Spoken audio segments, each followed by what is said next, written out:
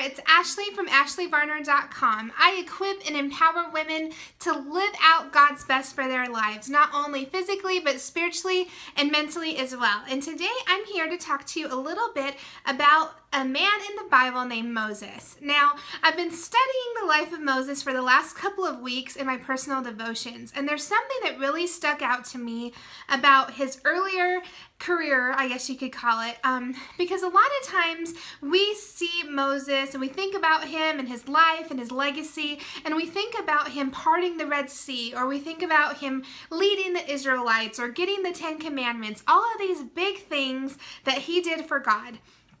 And I was thinking about his life whenever his ministry kind of first started and whenever God first called him to what he wanted him to do. And part of that was in a burning bush. And you might remember this story, but Moses is walking along and he sees this burning bush, and it's really the Lord who's calling to him, and he's giving him instructions to go back to Egypt where he grew up and to save the Israelites from slavery.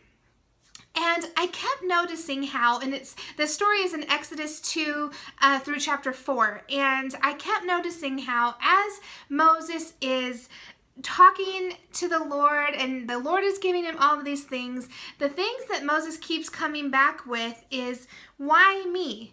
I don't think that they're going to believe me. I don't know if they're going to trust me. What if they don't listen to me? I have a stutter. What if they don't listen to me? And so many times whenever we think of characters in the Bible, and we know the whole story, so it's easy to remember all the big things that Moses did. But if we look at that scenario from his eyes, we know that he didn't know all of those things were going to happen. He knew that God was calling him to do something, but he didn't know how it was going to end up.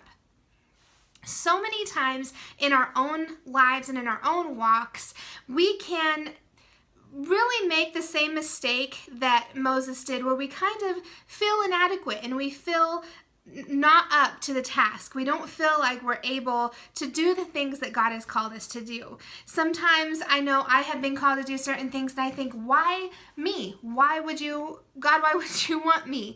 What if? And one thing that we can learn from Moses' life is that even though he felt inadequate, even though he felt like the people weren't going to believe him, even though he had reservations about his own abilities, he still took action. And that's the same thing that you and I need to do whenever we feel that the Lord is calling us to do something and we don't believe that we are capable of doing it.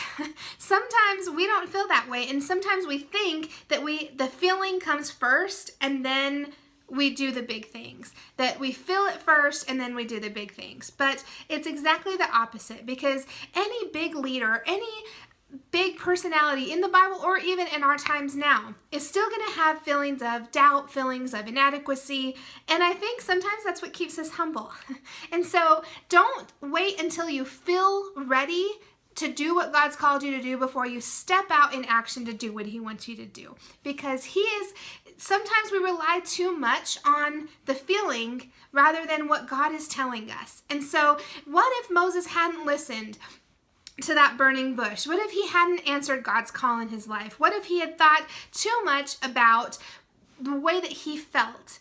Then God would have had to find someone else to free the Israelites. But because Moses was willing to step out, to take those steps past his feelings, beyond his feelings, he was able to do big things for the Lord. And we can do the same thing too if we set aside our feelings and just step forward and move in action to what God wants us to do. So I wanted to encourage you with that today, that sometimes we think that our feelings come first and we feel like we're ready, but that's not the case. Move forward in the things that you know God wants you to do, and the feelings were going to come later. So I hope you guys all have a wonderful week, and I will see you next time.